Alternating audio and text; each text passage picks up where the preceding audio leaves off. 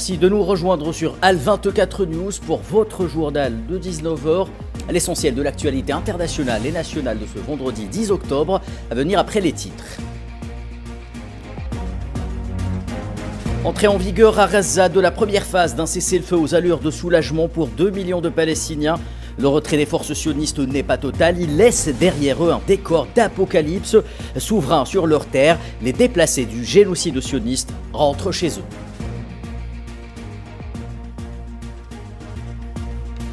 Et au moins 17 martyrs et 71 blessés signalés durant les dernières 24 heures à Gaza. Une centaine de corps de martyrs palestiniens ont été récupérés à la suite du retrait des chars sionistes.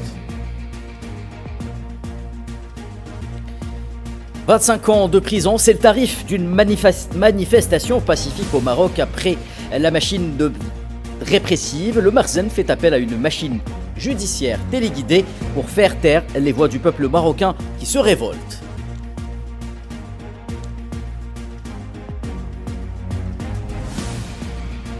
Et puis, nouvelle séquence politique en France, un Emmanuel Macron en perdition reçoit des formations politiques à l'Elysée pour tenter de relancer l'option gouvernement.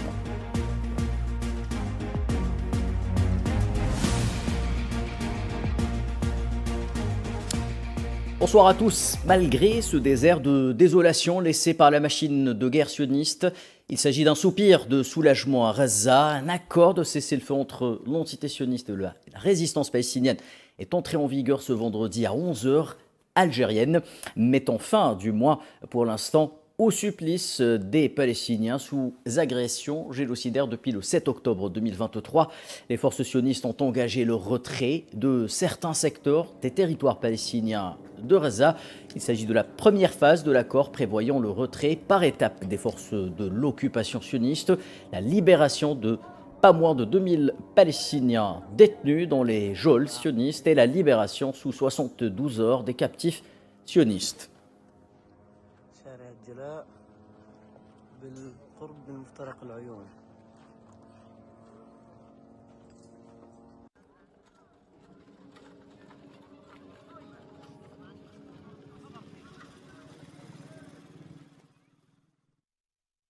Et à peine entré en vigueur que le cessez-le-feu, encore fragile, a été violé à plusieurs reprises par les forces de l'entité sioniste.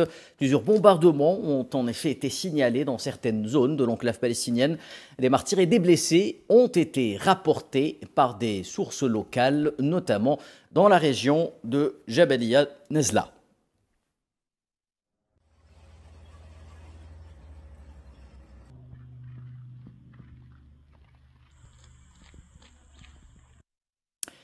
Pieds nus, fatigués, affamés, les Palestiniens de Gaza rentrent tout de même chez eux. Ils regagnent une terre atomisée par les bombardements sionistes. Ils marchent vers un énième retour, vers un destin connu, mais le sentiment qui les habite s'apparente à une victoire contre l'ennemi de l'humanité. Ils reviennent, des familles entières, les bras chargés de peu, les yeux pleins de tout. Gaza, dévastée mais vivante. Après des années meurtrières, le cessez-le-feu signé sous l'égide du plan Trump marque le début d'un retour timide, douloureux, chargé d'espoir. Par Dieu, quand ils ont ouvert la route, j'étais si heureuse de retourner à Gaza. J'étais tellement excitée que je n'ai pas dormi de la nuit en attendant les nouvelles pour partir la nuit. Partir, ce qui comptait, c'est de partir et d'atteindre l'endroit où j'ai vécu et grandi. Ma famille est là-bas. J'attendais de les voir et d'aller vers eux. Dans le nord de la bande de Gaza, les quartiers ne sont plus que des ombres. Des milliers d'habitants reviennent pour constater l'ampleur du désastre. Les écoles, les hôpitaux, les mosquées, tout a été réduit au silence. Le plan de cessez-le-feu américain salué par Washington promet une aide humanitaire d'urgence et un corridor sécurisé pour les civils. Mais ici, les promesses se heurtent à la réalité, manque d'eau, d'électricité et de soins. Les ONG tentent d'organiser les secours, mais la méfiance domine encore les Palestiniens. Les ruines de Gaza rappellent à tous le prix de cette trêve fragile. Entre espoir et désillusion, Gaza tente de se relever. Chaque pas sur ces terres meurtries est une victoire silencieuse. Le retour des Gazaouis, c'est le cri d'un peuple qui refuse d'être effacé. Par Dieu, nous ne sommes pas heureux. Il n'y a pas de joie dans nos cœurs. Nos cœurs sont pleins de chagrin et de douleur. Mais nous voulons rentrer chez nous. Même si nos maisons sont toutes détruites, mais nous y allons pour trouver un endroit, même une tente où vivre. Sur le plan de Trump, la paix s'écrit sur des ruines. Mais à Gaza, la vie ne s'est jamais éteinte et ne s'éteindra jamais. La machine de guerre sioniste fonctionnait à plein régime la veille de l'entrée en vigueur du cessez-le-feu. Pas moins de 17 Palestiniens ont été tués, tandis que 71 autres ont été blessés durant les dernières 24 heures. Le bilan global de l'agression génocidaire sioniste dépasse désormais les 67 212 martyrs et 169 961 blessés depuis le 7 octobre 2023.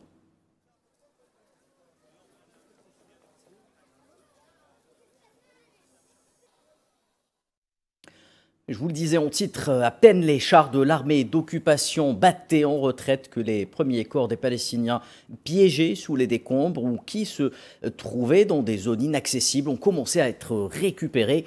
Pas moins de 100 dépouilles ont été transférées vers les quelques hôpitaux toujours fonctionnels dans la bande de Gaza depuis l'aube de ce vendredi 10 octobre.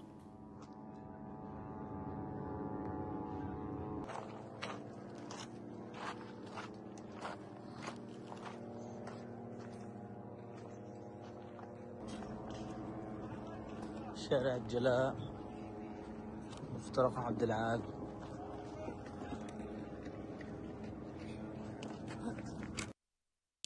L'UNICEF a appelé vendredi à l'ouverture de tous les points de passage pour l'aide alimentaire dans la bande de Gaza, appelant-le ravagé par les affres de l'agression génocidaire depuis 2 ans, affirmant que le décès parmi les enfants pourrait augmenter étant donné que leur système immunitaire est gravement compromis.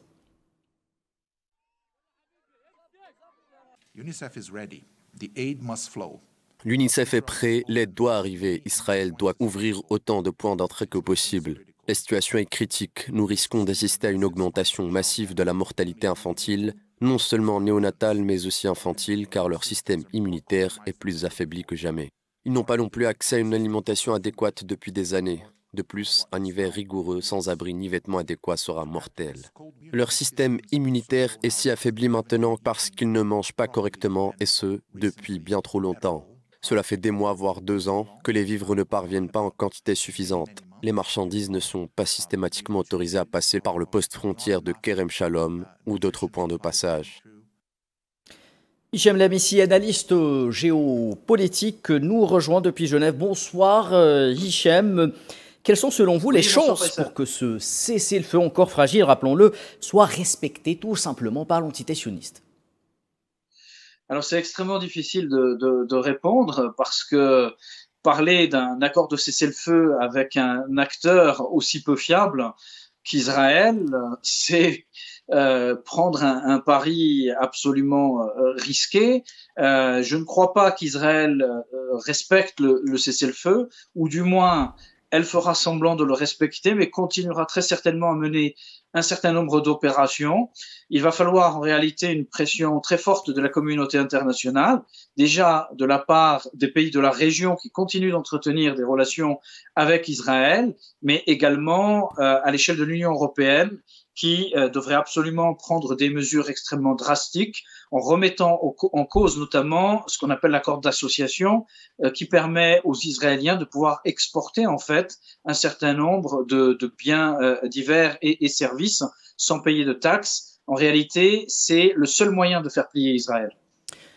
Hichem Lamisi, on l'a vu dans les images qui ont défilé, les Palestiniens qui regagnent une terre qui leur appartient et sur laquelle ils sont souverains, mais sur laquelle plus rien ne subsiste pratiquement. Oui, tout à fait, hein, on le constate, c'est-à-dire que le bilan est un bilan absolument désastreux. Quasiment 90%, 95% du bâti a été entièrement détruit. Ce qui reste du bâti est dans un état absolument déplorable et extrêmement dangereux. Donc il va falloir reconstruire totalement Gaza. ce qui nécessite des fonds internationaux très importants. Les estimations parlent d'au moins 20 milliards. Ce qui nécessite également un plan de paix, d'abord, Hicham Lamisi. Et évidemment, un plan de paix avant tout, une situation qui soit apaisée. Pour le moment, on en est loin. À titre personnel, je ne crois absolument pas à la fiabilité de ce qui est engagé par Israël, et il faut savoir considérer les choses avec beaucoup de recul. On a déjà eu une première trêve, rappelez-vous, entre la fin d'année dernière et le début d'année, qui n'a pas été respectée du tout par l'entité israélienne. Tout au contraire, on a eu une reprise quelques semaines et quelques mois après des opérations militaires de destruction du peuple palestinien. Parce qu'au-delà de tout ça, ce qu'il faut comprendre, c'est que l'objectif essentiel, l'objectif premier d'Israël, c'est la destruction génocidaire du peuple palestinien. C'est en réalité la feuille de route qui est mise en avant, et toutes les périodes de trêve ou de pause ne sont en fait que des arrêts visant en quelque sorte à calmer les opinions publiques internationales avant de reprendre les massacres. Hicham Lamisi, analyste géopolitique, merci pour cet éclairage. Je rappelle que vous étiez en direct avec nous depuis Genève. Sans transition en Syrie, le ministre syrien des Affaires étrangères, Assad Ashibani, a appelé vendredi à une transformation des relations entre la Syrie et le Liban, pays voisin, lors d'une visite opérée à Beyrouth. Ashibani a rencontré son homologue libanais avant d'être reçu par le président Joseph Aoun et le Premier ministre Nawaf Salam. Nous avons reçu officiellement du gouvernement syrien un rapport annonçant la suspension des travaux du Conseil suprême des Libanais de Syrie, et nous espérons bientôt pouvoir le supprimer définitivement de la loi. Les relations entre les deux pays, entre les deux gouvernements sont enfin devenues directes par voie diplomatique, comme dans tout autre pays.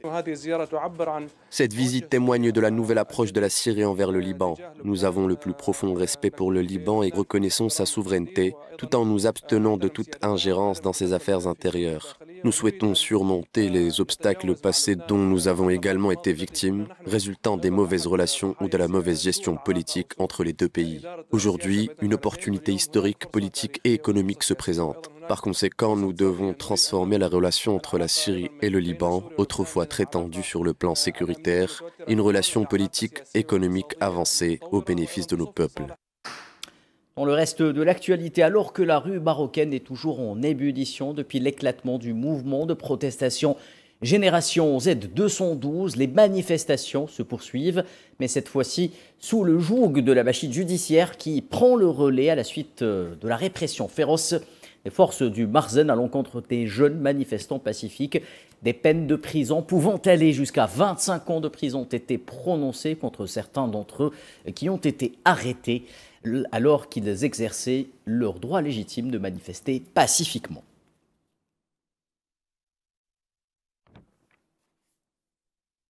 Sahara occidentale, à l'occasion des travaux de la 4e commission des Nations Unies chargée des questions de décolonisation, le dossier sahraoui a de nouveau été inscrit à l'ordre du jour. Plusieurs délégations ont exprimé leur soutien au droit du peuple sahraoui à l'autodétermination du haut de la tribune du Conseil des droits de l'homme des Nations Unies.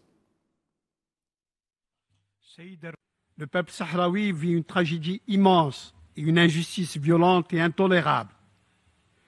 Le Sahara occidental est enregistré depuis 1963 à l'ONU comme territoire non autonome et le Sahara occidental figure sur la liste des questions de décolonisation dont il saisit votre auguste commission. À ce titre, le peuple sahraoui a un droit inaliénable à l'autodétermination et à l'indépendance conformément à la résolution 1514.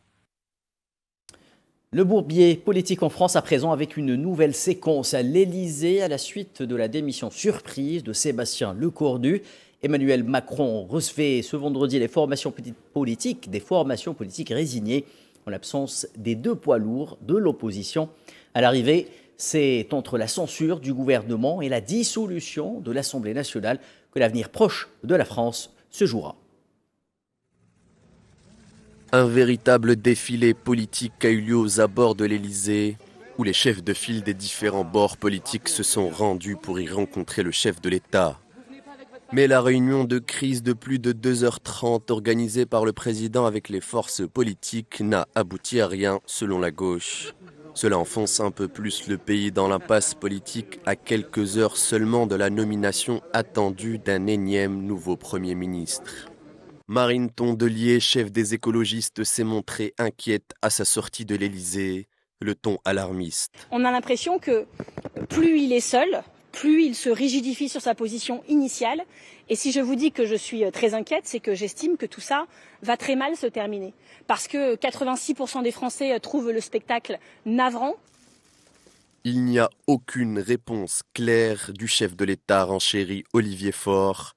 Le chef de file des socialistes réclamait la nomination d'un Premier ministre issu de son camp. Concernant une éventuelle suspension de la très impopulaire réforme des retraites, condition préalable posée par la gauche pour ne pas censurer le prochain gouvernement, le président a seulement proposé de décaler dans le temps la mesure sur l'âge de départ.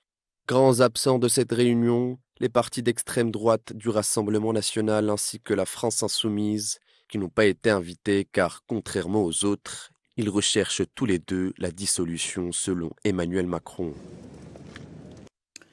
Pendant que ses collègues de gauche, du Parti socialiste et des Verts étaient en conclave à l'Élysée, Jean-Luc Mélenchon, leader des Insoumis, déclarait qu'une présidentielle anticipée était la seule bannière de permettre un vote du budget 2026 à l'Assemblée nationale française.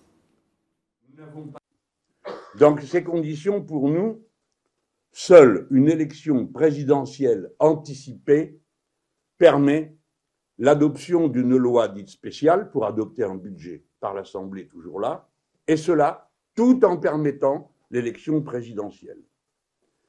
Cette présidentielle permettrait l'expression de la volonté du peuple de la façon la moins déformée dans le cadre actuel, puisqu'elle a la France entière comme circonscription unique au lieu de 570 duels. 70. Direction l'Amérique latine, la présidente péruvienne Dina Boluarte a été destituée vendredi après une procédure marathon devant le Parlement sur fond de crise sécuritaire dans le pays. La destitution de la présidente a été approuvée, a annoncé le président du Parlement à l'issue d'une courte session à laquelle Boluarte ne s'est pas présentée bien qu'elle ait été convoquée. Le président du Parlement devrait assumer le pouvoir par intérim jusqu'aux élections générales d'avril 2026. Le Congrès a une faible cote de popularité et nous ne lui faisons pas confiance en tant que président, mais malheureusement, il n'y a personne d'autre selon l'ordre de succession. Il est le prochain. Nous ne pouvons qu'espérer que Dieu nous vienne en aide. Le successeur ne devrait pas avoir les mains sales, il devrait être parfaitement irréprochable et ne pas avoir de problème avec la police ni avec le passé. N'ont-ils pas les législateurs ou ceux qui l'ont nommé réfléchi à qui ils allaient choisir? Nous serons dans la même situation.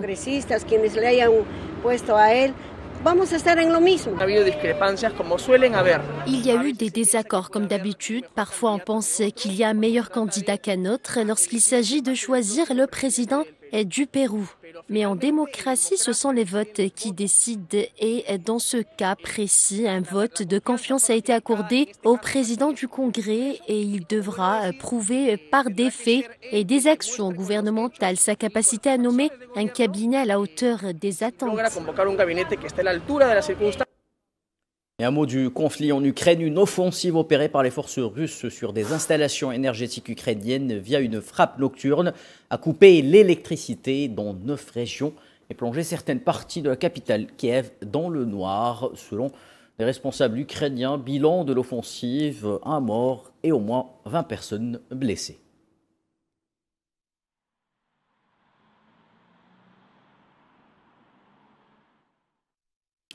Et puis retour sur l'événement sportif en Algérie, les Verts qualifiés pour la Coupe du Monde 2026 qui aura lieu aux États-Unis, au Canada et au Mexique. Les coéquipiers de Amoura et Mahrez ont validé leur billet face à la Somalie hier au stade Miloud Hedfi à Oran. sur le score de 3-0 avant même d'affronter l'Ouganda à Tizi Ouzou. Dernier match de poule. L'Algérie retrouve la compétition reine après le parcours mémorable du mondial brésilien en 2014. Dernière participation en date de l'Algérie à la Coupe du Monde.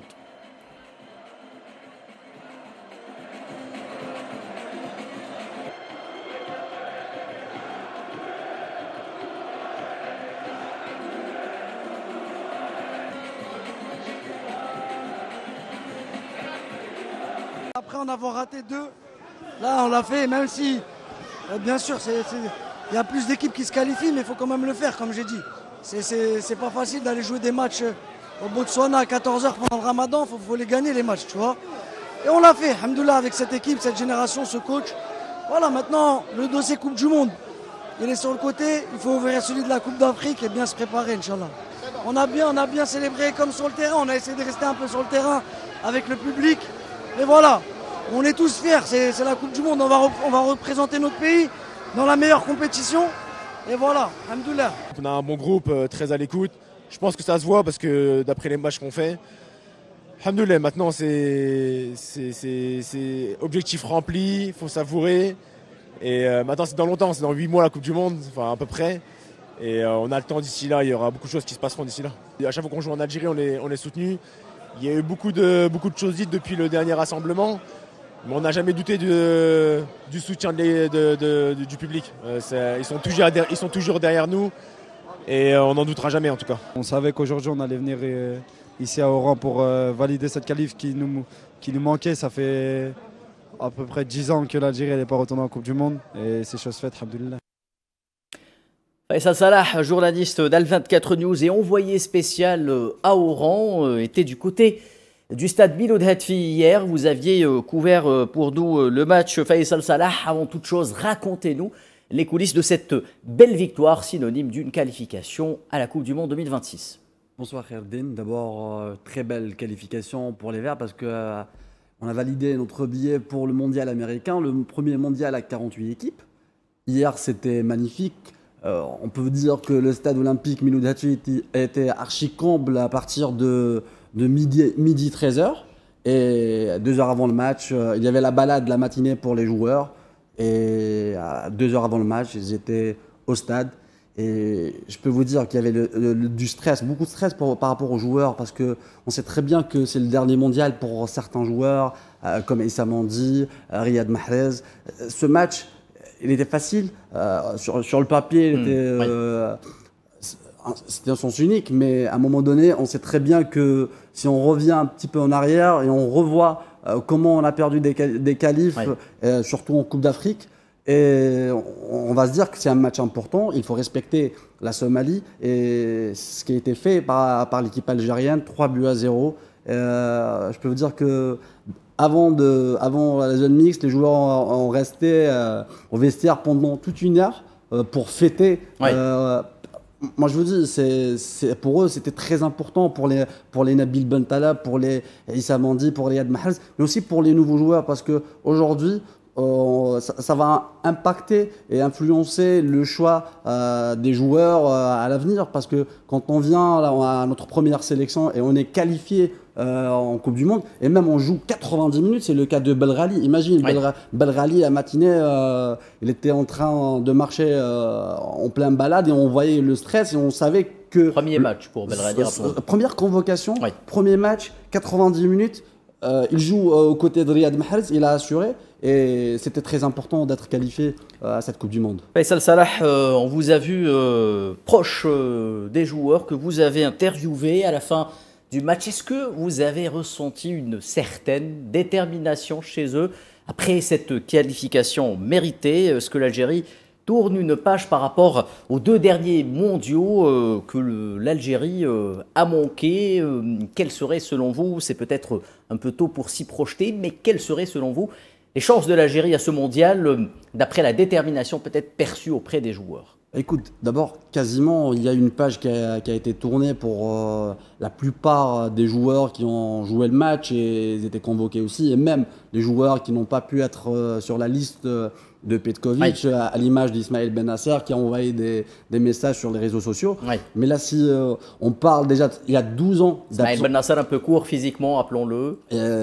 Qui a rejoint Dynamo Zagreb dernièrement. Donc on parle déjà d'une qualification en Coupe du Monde. Les joueurs se projettent parce que d'abord, je ne sais pas si vous avez entendu Adam Zorgan. J'ai posé la question à Adam Zorgan, je lui ai dit, maintenant on est qualifié, il y a la Coupe d'Afrique, il y a la Coupe du Monde, et les places vont devenir chères dans cette sélection de Vladimir Petkovic, parce que tout simplement il y a de la concurrence, et je pense que déjà la concurrence va commencer à partir du match de l'Ouganda, parce que Petkovic il est qualifié, mais l'Ouganda de l'autre côté, il va chercher la deuxième place. Il faut qu'il soit déjà parmi les 4 meilleures équipes africaines de deuxième pour jouer les playoffs. Donc je pense que le match à Tizi, il va être un gros match. Prochain match de l'Algérie face à l'Ouganda, dernier match de poule, je le rappelle. Merci Faisal Salah pour ces détails, mesdames et messieurs. C'est la fin de ce journal. Merci de l'avoir suivi. L'actualité se poursuit sur Al 24 News. À très bientôt.